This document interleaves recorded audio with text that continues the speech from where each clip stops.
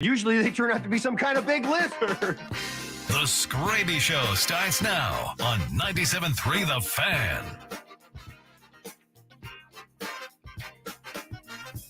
Hello and welcome to the Skraby Show. I was just finishing up some last minute searching for news when I came across one of the best posts I have seen in a really long time on X. So if you're not following me, you don't need to follow me. You can just go to my account and you can see what I'm about to repost, because I think we found the actual pants that are going to be worn by Major League Baseball players. This is actually hilarious. Very, very funny. This is this whole uniform thing is actually kind of crazy. I thought at first we were starting out with just a complaining session as fans, but once you start to see these things, these jerseys, you realize real quick how ugly they are. And it's not because of what they actually look like. It's because of the material that they're using. And it's also like it looks like it's in those ironed on patches. Like I remember as a kid, my mom having to iron on some patches to my shirt. I'm not sure if they still do that, but it looks like they may have ironed on some patches onto the back of this jersey. And there's even one, I had a really funny thing that I saw earlier today that I forgot to bring up with the guys, but it's about the Major League Baseball uniforms. And actually Michael Chavez, who plays for the Mariners, he posted his jersey, and he posted the jersey on Instagram, and then it got put up on by someone on X. I'm trying to figure out who put this up, but it doesn't really matter. But anyway, here's the point of the story. Fanatics support on X wrote back, I'm assuming AI or something, wrote back to this post and said, "Hey there, it looks like we dropped the ball on this one. Send me a DM so I can learn more about this." So even Fanatics can't even like their own jerseys. So if you want to see that as well, go to Matt Skraby on X, because all of this is really funny to me. I really find it hilarious, but I don't understand why these billion-dollar companies can't figure out that these things were not going to be good. I could tell you by looking at the first one. I can't imagine being in charge of all this, seeing the first uniforms come out on the production line and looking at them being like, these are great. These are awesome. No, I can't see that at all, because no one thinks they're awesome. Even the players hate them. And I said this a couple weeks ago, and then I'll move on from the uniforms. But I said this a couple weeks ago. Players want to be in, and Tony has said this on the show, so I'm getting backed up by an actual player, former player, but he did play big league baseball. Players want major league uniforms. They don't want these lighter than air type uniforms. They want to feel like they are a big leaguer. So this uniform thing is just out of control. It's way out of control, and I can't believe it's that big of a deal right next to the season. Baseball dropped the ball on this one, and I'm hoping that they do something about it, because these are just ugly. All right, you can watch the show on YouTube if you would like. You just go to YouTube, type in 97.3 The Fan. You can also go to 973 The Fan SD on Twitter, 97.3 The Fan on Facebook, and 973 The Fan on Twitch as well. So we have it everywhere right now. Cactus Man is here. Diesel is here. Castro is here. Anthony's here. Evan, the AI bot, is here. M. McKee 23 is here. So thank you to everyone for joining us tonight. Fortunately, this is my last show for the week. I am going to be watching my nieces over the next couple days. So tomorrow you're going to have Padres baseball on the air starting at noon. So make sure you tune in for that. Right after that is going to be Gwen and Chris, but no Skraby show on Thursday or Friday. I'll be back on Monday, and I will be back and ready to go for Monday.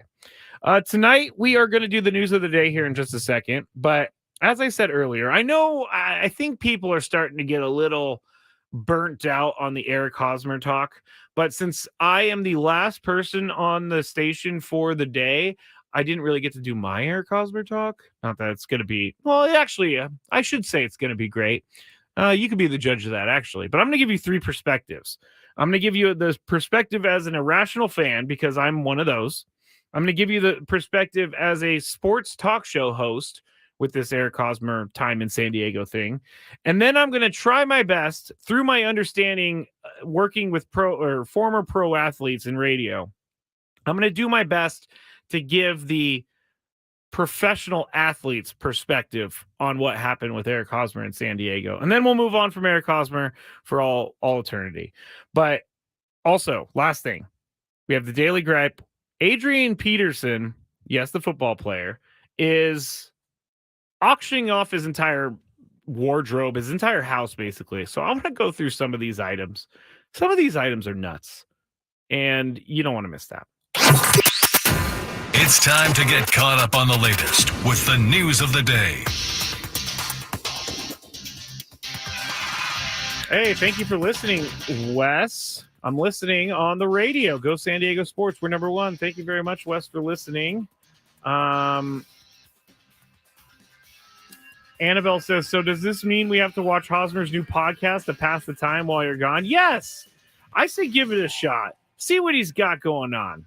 We'll talk about him in a second. But the first news story today is Eric Hosmer retires after 13 seasons, 4 gold gloves, all of that stuff. Again, we're going to get into that a little bit later. Now, the other news would be Jeff Sanders tweeted this out earlier, or X'd this out earlier, the Padres deal. So last week, the Padres acquired $750,000 in international bonus money in 2 trades, 3/4 of what they lost for signing Xander Bogaerts. And they used it to bring in Mexican right-handed pitcher Humberto Cruz. It's now official. He's coming in for $750,000. He's a top arm out of Mexico, Sanders is saying. He's 90 to 94 with an advanced slider and changeup, throws a lot of strikes. So that's the initial scouting report on Humberto Cruz. Now, here's something that I found interesting. It says he's 6'2", which is fine, but he's 170 pounds. I want to know how to throw a 94-mile-an-hour fastball and slider when I'm 170 pounds. It's incredible what these guys can do now, because back in the day, starting pitchers used to be huge. So I don't know why. So I don't know what's going on. Who is that? I think it was Robert Stock. He was here with the Padres, and I think at one point he was trying to throw 105. I don't know how he was doing. I saw him. He wasn't like an overpowering presence or anything like that. I mean, he had athletic build, but 105, he was throwing up there. He wasn't throwing 105, but he was throwing around 100, and I didn't see how he could even get that out of him. So there's your second news story of the day. Padres deal for Mexican right-handed pitcher Humberto Cruz is now official for $750,000. Now, final story of the day, and as you can tell, the news is not slow, but I'm staying away from certain stories because this one popped up right before we started, and it was MLB Network. They finally crowned their number one player right now in baseball, and I was stunned to see who they put as number 1, 2, and 3, because I've been led to believe the past couple of years that Shohei Ohtani is the best baseball player that ever played in the universe. Not even the universe. If there's something bigger than the universe, he's the best baseball player to ever play in that universe. But MLB Network ranked Ronald Acuna Jr. of the Braves number 1. They also did not rank Shohei Ohtani number 2. That would go to Mookie Betts. Also, they did not rank Shohei Ohtani number 3. They ranked Aaron Judge number 3. Number 4 is where they ranked Shohei Ohtani. And so I was looking into this a little bit because I'm like, how in the world can he be someone that is not number 1? He's just, I assumed he was going to be number 1 on this list. But the reason he's number 4 is because he's not going to pitch this year. So it's top 100 players right now. And they have him listed as a DH on the top 100 players as the number 4 player. So his DH status is what makes him number 4 player. And if so, next year when he starts pitching again, I'm sure he's going to go back to the top. I'm not mad at Ronald Acuna being at the top, because Ronald Acuna, as people who were listening last year, he was my MVP of my fantasy baseball team last year. I followed him very close last year, and it seemed like he was doing something every single night. But if you watch the highlights and you watch TV, I was seeing Shohei Ohtani doing something every single night, whether it was pitching or hitting. So this year, since he's not going to be able to hit because he has his Tommy John surgery, he's number 4 on the list. The rest of the top 10, number 5, Freddie Freeman. Number 6, Corey Seager.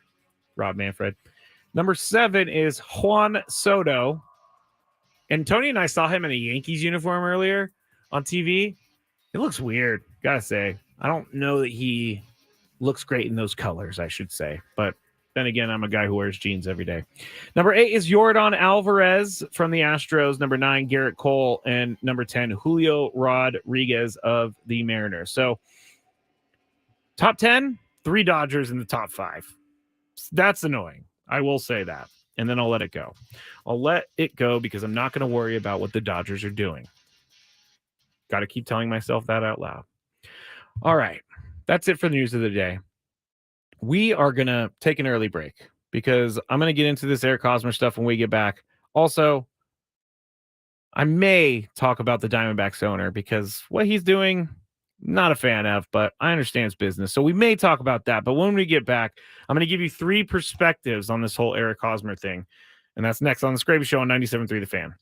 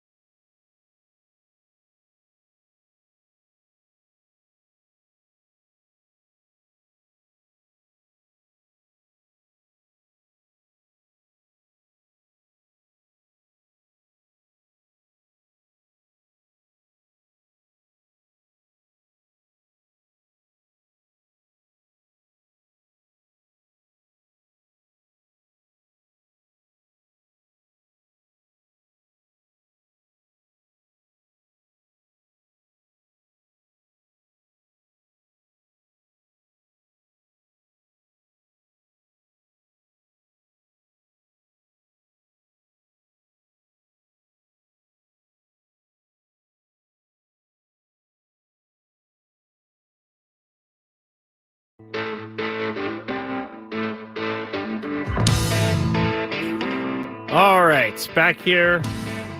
97.3 The Fan, The Skraby Show. I'm Matt Skraby. If you want to watch, you can go to YouTube, type in 97.3 The Fan, or you can go to @Matt Skraby or @97.3 The Fan SD. Lots of different places you could watch the show. And if you like basketball, Inside the Green Room with Danny Green is a podcast that takes you beyond the scoreboard. Join three-time NBA champion Danny Green for insight on the association that you won't hear anywhere else. Plus, get behind-the-scenes access to what life is like in the NBA. Follow Inside the Green Room with Danny Green in the free Odyssey app or wherever you get your podcasts. Also, while you're in the Odyssey app listening to that podcast, make sure you go and you follow The Skraby Show, you follow Gwen and Chris, you follow all of our shows, because then you'll get all of the news that we're putting out throughout the season. And we're going to really try, at least I'm going to really try to put out a lot more cool stuff this season. I got some ideas. I was talking to Adam about it last week. We're excited about it. Don't know how everything's going to go, but I'm at least going to attempt things. Saw this tweet, and I have to bring it up real quick before we get into the Hosmer stuff. But this is from Dave Klug. I'm not sure if it's not related to Adam Klug, but Dave says on X, my wife has been out of town since Sunday, and I ran through the thoughtful leftovers she neatly packaged in our fridge. Tonight's dinner was a Costco rotisserie chicken I ate over the kitchen sink with my bare hands, which I find hilarious because as a single guy who's not married, I eat standing up a lot, actually. I eat standing up. I eat standing in the kitchen a lot. So I don't really want to dirty things up. So I just stand there in the kitchen and I eat. Maybe one day, whenever I find that person, I will get married and I will sit down and eat. But until then, I'm going to be eating over the sink, just like this guy, Dave. That was a pretty good tweet because one of my friends, he is this guy. And I'm sure that you know people like this. But one of my friends, we don't know how he even lived life before he and his wife got married, because his wife doesn't do everything for him, but she is 100% his rock, really, for lack of a better word, because if he needs something, he knows that his wife will help him. And it's not like a taking advantage situation or anything like that. His wife likes to do things for him and he likes to not do anything. So there you go. It works for them. But he would be the guy who's eating a rotisserie chicken. And by the way, he wouldn't even go to Costco. He would probably go to like the convenience store down the street and end up eating something from one of their, like a sandwich from their fridges or whatever. But yeah, that was pretty funny. Gotta say that was pretty good. All right. The Eric Hosmer stuff. Again, I know we've been over the Eric Hosmer stuff, and this is going to be the last time that I talk about this aspect of Eric Hosmer, because you never know when it's going to come up again. I'm not going to go through his whole Padres thing ever again. Real quick though, M. McKee on the chat, married with 2 kids, and I totally eat over the sink or standing up. By the time everyone is served and it's my turn, they're done eating. That's sad. That's kind of how my mom was. My mom does this thing that I've always had a problem with, because she's the one who made dinner for us growing up, but she was always the last one to eat. And so my thoughts are, if she is going to make the dinner and do all that stuff, work the hour to get the dinner, then she should definitely be eating first. And she doesn't do the dishes, but she always eats last. And I'm like, come on, Mom. And so, anytime we're having dinner together, I make sure she eats first, because for all of my life, she's been eating the leftovers of everyone. Okay, I'm going to get into it now. I'm going to try and give 3 different points of view on this whole media and sports thing. I'm going to give the irrational fan view. I'm going to give the sports talk host view, and I'm going to try and give you the player's perspective from how I see it and understand it. So Eric Hosmer, a very polarizing character here in San Diego. You don't just feel whatever about him. You love him or you hate him. And as a guy who, I'm not going to hide behind this, I defended Eric Hosmer, the player, for a while, because I thought he was taking unnecessary heat. And as his time with the Padres went along, I realized maybe I was on the wrong side of things.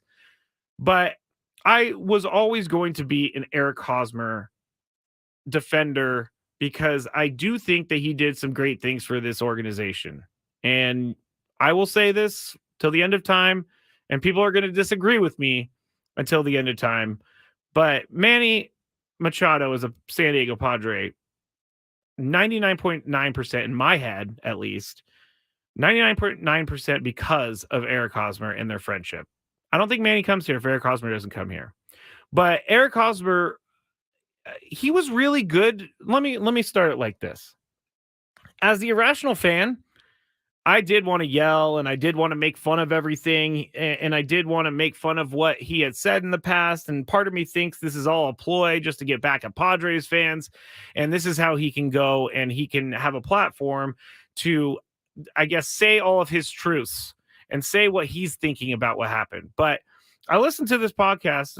I clicked through it, but I listened to most of it. And I listened to some of the clips that we've had for the station. And here's the one that I think is a little bit maybe mischaracterized, but here is the one part of his podcast, Eric Hosmer's podcast, that I wanted to play. You know, when I went to San Diego, I'll be the first to admit the performance wasn't what I wanted it to be, wasn't what I envisioned it to be. But at the same time, you know, some of the stuff that was being written or some of the stuff that I read or people had tell me was, you know, I wasn't doing that due diligence in the locker room. I was actually doing the opposite, pulling people apart. And that's something to me where I felt like I was on an island right there. Like I want to tell my story. I want to be able to tell people what's going on here, what's really happening, but I just didn't have that platform. And I feel like baseball players in general don't have that platform. And they, in my opinion, as an irrational fan, I don't care about your platform.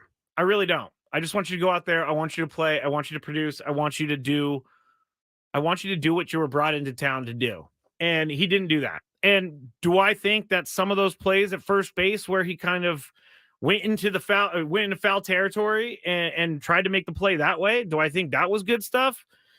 When it worked out, it was, but it didn't work out all the time. And there were plenty of different things as a fan to be angry at Eric Hosmer about. And I think it's fair if you're looking at him and what he was making, and he acknowledges this in the podcast, but he said, I didn't live up to my contract, which I think is pretty big of him to say, but it's true. So how can he not say the truth? And Eric Hosmer, I think from an irrational fan perspective, is someone who maybe didn't respect the Padres fans and the Padres organization enough, because there were a lot of different interactions with fans. There was interactions with the media. I know near the end there was one where someone was asking Eric Hosmer some questions and he kind of just walked off. So there wasn't the best relationship there. And that's from the irrational fan perspective. Not happy with that. Not a fan of that. I want to see him just play baseball. That's really all I want to see. Then I have the sports talk show host side. I need to see all sides of this. And I do understand why Eric Hosmer feels this way. So when I'm thinking about something to talk about, I think about the way that immediately comes to me, my first initial feelings of things, and then I think about the other side. And so as a sports talk show host, I agree that Eric Hosmer may have been treated somewhat unfairly here in San Diego if we're talking about it from the sports talk show host perspective. Again, as a fan, he didn't live up to his contract. But there is something about it that I need to acknowledge, that this is a hard thing that happened with him being traded to the Red Sox. It's not easy. In the podcast, he talks about how his wife was 6 or 7 months pregnant and they needed to fly to Boston because he was on the Red Sox now. And so he went to Boston. They needed to find a place to live. They needed to find a new doctor. They needed to find a new hospital to deliver their baby at. I find that to be something that I can't overlook. At this point in my life, I know that there are certain things that are stressful, and that I've never been through the baby thing, but I can imagine that being extremely stressful. Now, as a sports talk show host also, I'm thinking of him saying that he didn't have the platform for that and he didn't have a way to speak his mind. But that's in my mind, not necessarily true, because we did invite him on the show many times, and he did come on the show. But as his time with San Diego was going on, there was less and less visits from Eric Hosmer. And so he kind of shut himself off to the media. And as a sports talk show host, I think that's the wrong move. I think you have to address things, get the elephant out of the room. And he didn't do that. He kind of just allowed it to go the way it did, and there were no answers for anything. And even when he was asked in the media about whether or not he was willing to do things with his swing or defensively, and he answered in a sort of way where he was like, well, I've been doing it this way for this long, so why am I going to change it? And as a sports talk show host, I kind of understand with him on his points, but I also think that when your numbers aren't proving that you're still doing the things that you used to do, then you have to kind of take a step back and look at things. And he didn't do that either. He didn't do that until actually he said he was the season before the Cubs. So this 2 off seasons ago, he said he needed to get in the best shape of his life, and he needed to go and he needed to work on his swing. To me, that's a little too late. You're working on your swing in the last year of your career. So I'm not sure really what was accomplished there. And I can't really defend him on that one. Now, the last and final part would be the perspective as a professional athlete. And I've seen this because I've worked with professional athletes, and I've seen it kind of around the Padres clubhouse, but these guys do see things. These guys do hear things. These guys do, I guess, get defensive about things. And I don't blame anyone for getting defensive, because whenever I see a tweet about our show being terrible, or someone wanting to replace me, or someone wanting to replace Chris or Tony or whatever, take us off the air, it does, as Tony would say, make me feel some type of way. And because it's like the things that some people say are just not true. And I want to scream from the rooftops, that's not true, what you are saying about our show, or what you're saying about one of the members of our show. And he was kind of stuck in that situation here in San Diego. So he heard a lot of things about him being divisive. I honestly don't remember those comments about him being divisive in the clubhouse. I really don't. And I remember those things. I do remember last year us talking quite a bit about what happened in the clubhouse with, the Kevin Acee article, Manny Machado, teammates coming to him, all that stuff. And it's as a player, I think you want people to know that what they're saying about you isn't true, but it's really, really difficult to actually make people believe that what you're saying isn't true. And so that's, as a professional athlete, is where they're caught between a rock and a hard place, because they can go scorched earth and call people out on social media, but then the narrative ends up being, well, he's lashing out on social media, or he doesn't like the fans. He's going back at the fans. And so I feel like as a professional athlete, there's no real good way to defend yourself.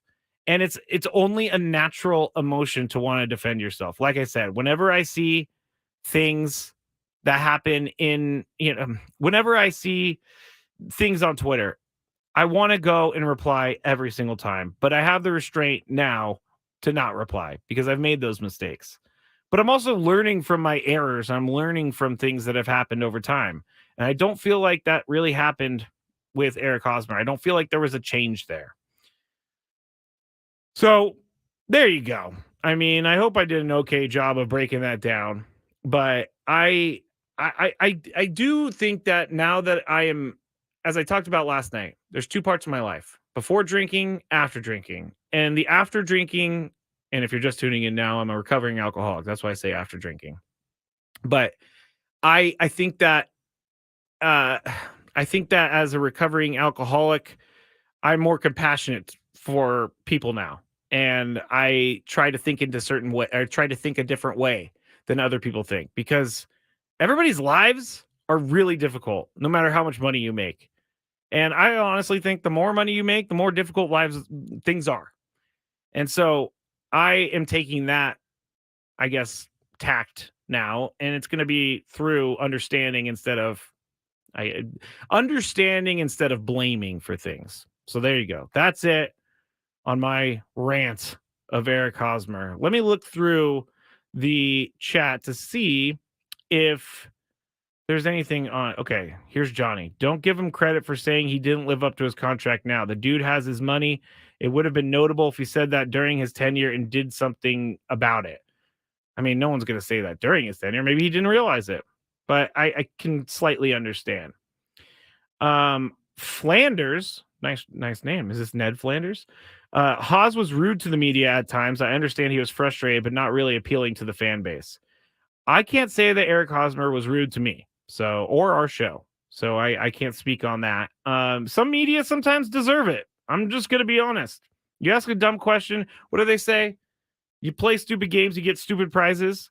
So you ask a question that's going to set someone off. Don't be surprised that they're going to be set off by your question. Diesel says, I'm sorry, but he doesn't get my pity. He has more money than he knows what to do with. Boo-hoo, cry me a river. You're a professional. Act like it. I don't necessarily think just because he has his money means that he is open to constant trashing. McKee says, I remember him not being able to catch a fly ball at first. That did happen. Anthony said, I don't remember specific divisive comments, but I do remember him saying he doesn't need to practice or something. See, you're kind of channeling the inner Matt Skraby there, and you said, or something, meaning we don't really have the full quote there. Dan says, what would happen if you told your boss I didn't give 100% this year? You would get the boot as fast as they could replace you. I don't think that's necessarily true, Dan. I don't. What are the reasons as to why I didn't give 100% this year? And I don't necessarily know that the team's going to kick him off for that. And I don't necessarily know that he was loafing it. Let's see. Johnny says, I'm a Sith Lord. Iris is 17 years sober. Nice job. Anthony says, mo money, mo problems from Notorious B.I.G. Cactus Man says, going on 6 years of sobriety, Skraby. It's not easy, but keep going. Same to you. Anthony, okay, this is funny. Haas let the man bun get to his head. That's a good one. Annabelle says, I bet Hosmer still doesn't actually think he was bad. I think he's, I don't know. I think he does. He realized, he retired. He said he's at peace with it, meaning that he's not good anymore. And he realizes that he's not good anymore. All right. Thank you to everybody for allowing me to get that off my chest. Thank you to everybody for, being a part of the chat. When we get back, we are going to talk about some of the items that are in Adrian Peterson's auction. And you can go to this website. I guess I can tweet this out or exit out. I still can't figure out what to say there. But I'm going to put this out there. You can go through some of his items. And I got to say, some of these items are weird. And I don't know what he's doing selling these items. So we'll go over those when we get back on the Skraby Show on 97.3 The Fan.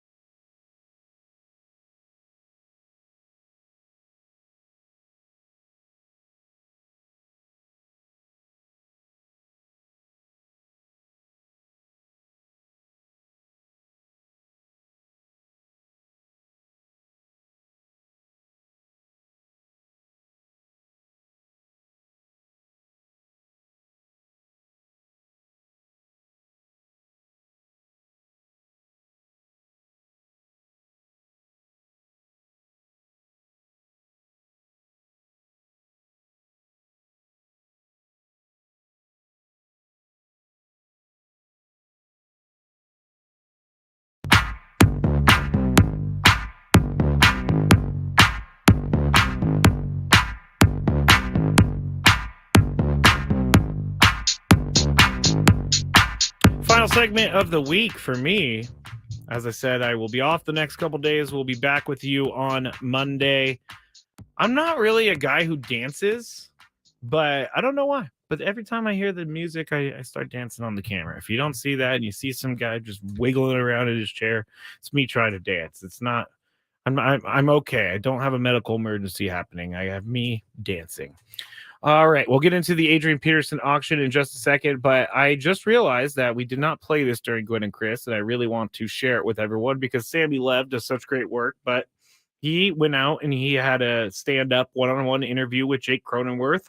He also had a one-on-one interview with Xander Bogaerts, so go to 97.3 The Fan SD on X if you would like to see that.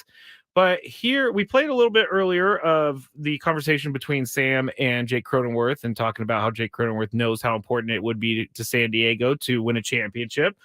But here is Sammy Lev asking him about his mentality this past offseason. Obviously, last season, you described it earlier this spring, not exactly what you wanted, and it was an interesting year for you. You signed the new contract, had the season. You also moved over to first base. When you look back on it now, you've had some time to reflect, I'm sure. How do you sum up last year? Yeah, I mean, obviously, there's some disappointment in there, but also a learning experience. This game's not easy, and anytime you can learn, obviously you don't want to learn through the hard parts, right. But that's part of it. And like I said, going into the off season, after coming off the wrist injury, but that last month and a half, 2 months really turned it around and kind of started playing the way I could play, and just learning and trying to grow as a player and a leader on the team, and coming to spring training with the mindset and a goal in mind. First time we heard from you this spring, you used the word vulnerable, which I thought was a really interesting word. Can you dive into that mindset you took into the off season of being quote unquote vulnerable? Yeah. It's, you want to put yourself in a situation to learn. And sometimes you need to take your guard down and, leave your ego at the door and go and, just try to take in as much knowledge about yourself and about what other players do really well and try to apply it to yourself and kind of that word, be vulnerable in those situations, right. And, have the ability to learn and grow and get better. I hope he can. I hope he gets back to the form that we saw Jake Cronenworth in I guess, 2020, 2021. He needs to. He really needs to turn it around. And I see on the chat, Jack says, I will always root for Jake. And so will I, because he has a very similar story to some of us where, we kind of have to work our way up. We're not the ones that people are talking about all the time, like, say, the Juan Soto or the Jackson Merrills or people like that. Jake Cronenworth had to find his way with the Padres. And if they didn't get him in that trade with the Rays, I mean, that's a piece of the team that's missing. So they really did hit on that. And Jake Cronenworth came in on fire whenever Eric Hosmer had to say it. Another reason Eric Hosmer is good for San Diego, he gave Jake Cronenworth the opportunity to play first base while Eric Hosmer is out with illness or whatever it was.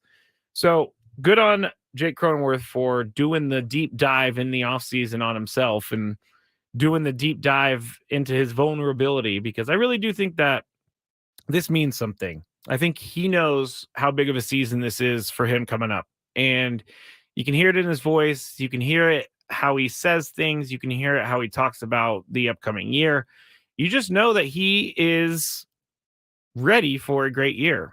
And whether or not he's going to put together that great year is yet to be seen. But I do think that I like what I'm hearing from him right now. And not to mention, spring training has been very, what's the word? I guess this is not a word, non-news making. Last year, we talked about all these bad things in spring training. But this year, we're not talking about any bad things, knock on wood.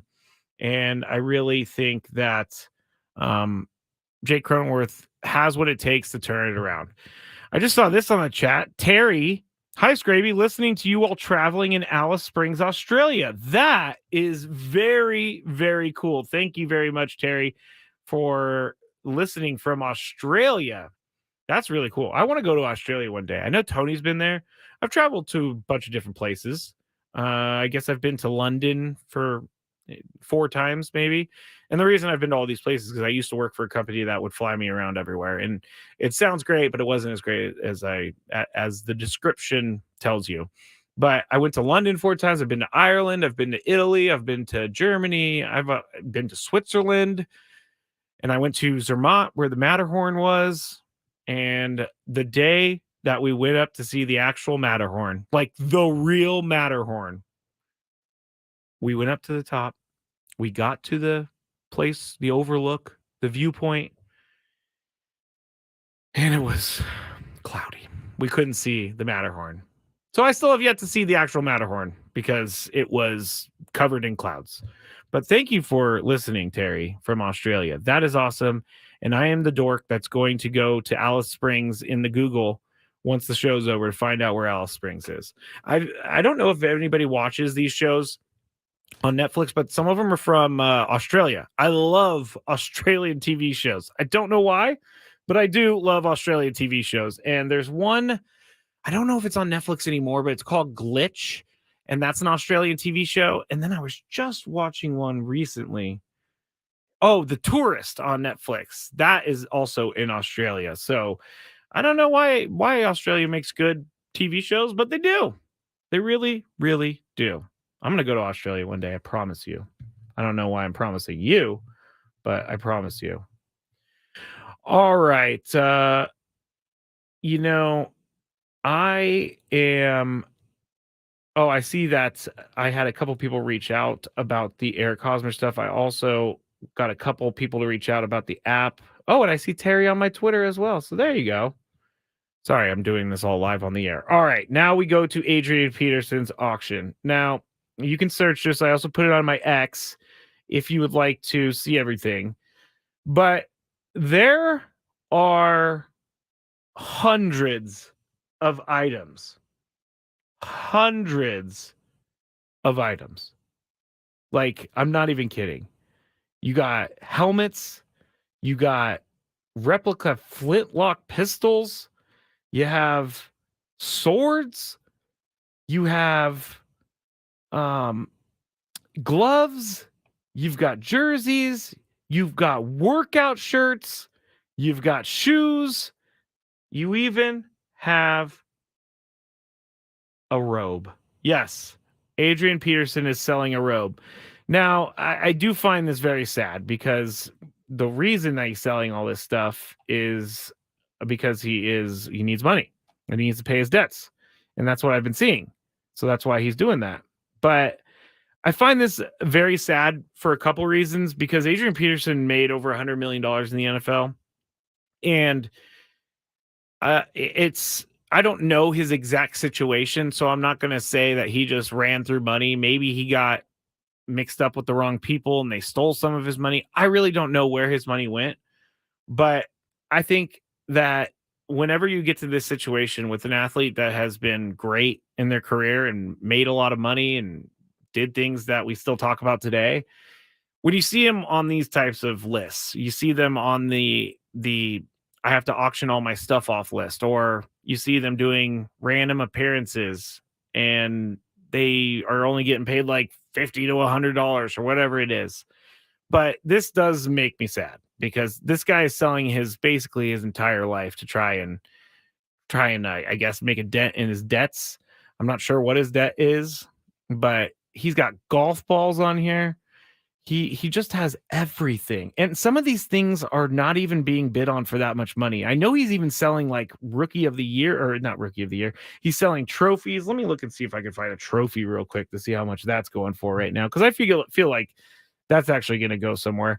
But when Adrian Peterson, when players have to sell their prized possessions, like their championship rings or their different awards, you're in a pretty bad spot. And I feel like those awards and those championship rings really only mean a lot to one person, and that would be the person that owns it. So it's just sad to me when they feel like they need to go ahead and sell things to try to make good on their debts. But I put this up on X if you really want to see what he's selling, and there is just so much going on.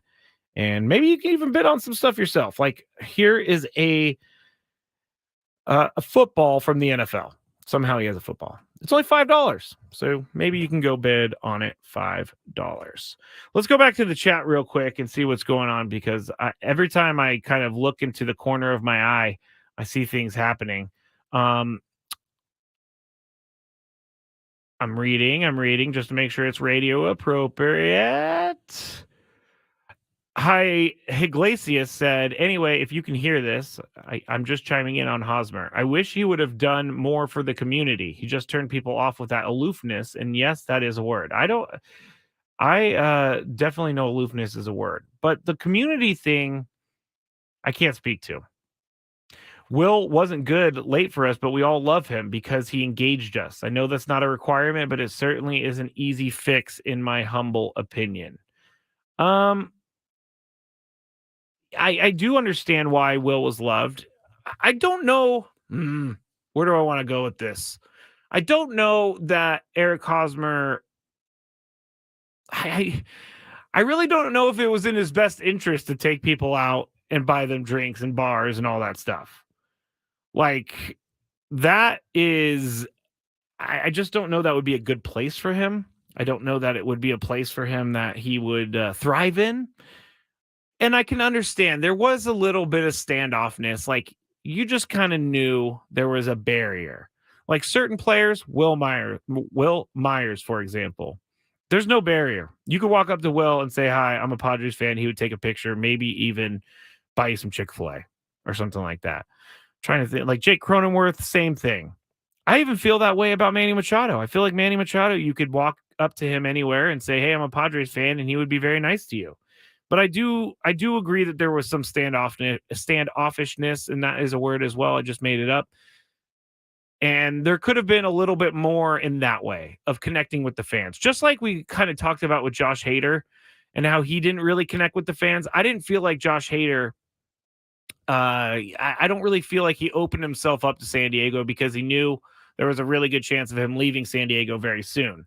So I think that there is a similar feel to those two guys, and that is that there's some sort of barrier between the fan and the player, and not everyone's like that, but a lot of guys are like that, and we're lucky that we have some in San Diego that aren't like that.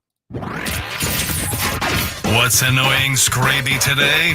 Let's find out. It's time for the Daily Gripe. All right, I got a question. What's your favorite Girl Scout cookie, Skraby? It's funny you asked this question because I was eating a Girl Scout cookie last night, and it wasn't the one I like. I'm not going to say Samoa's. I really like the lemon ones. I do. I don't know what they're called, but I love the lemon ones. Love the lemon ones. So those are my favorite Girl Scout cookies. If you have any favorites, let me know. All right, my daily gripe for tonight is something I tend to be very hard on myself. I tend to be overly critical of myself. But this morning, I completely made a mistake on an appointment that I had, and I ended up having to pay a late fee. Not a late fee, a no-show fee. And this is my gripe because I'm very good at remembering things, especially if it's an appointment that I'm going to have to pay for, if I'm going to have to pay for a fee. But yes, I missed it this morning. They called me and they said, hey, where are you? I said, I don't know. I'm somewhere. Just charge me. So that was my daily gripe. Also, you know what? Famous all day. Ill Day. I don't know what your name is, but I'm going to say famous. Said, I thought the Girl Scouts were the daily gripe. I will say this. People, here's another daily gripe for everybody. And then I'm going to head off into my weekend. I'm going to miss you all. I'll be back on Monday. I can't stand it when there are people outside of grocery stores you have to walk by in order to get into the store. Not for me. I will avoid a store at all costs if there's someone in front of it. I will even walk 1.5 miles around the building in order to not have to see those people in front of the stores. Thank you to everybody for listening. Double daily gripe. That's right. Thank you to Maria. I know she's not here, but she's taking the test. Emma Key 23. All of you. See you on Monday. Rays, Dodgers. 0-2. Swing and a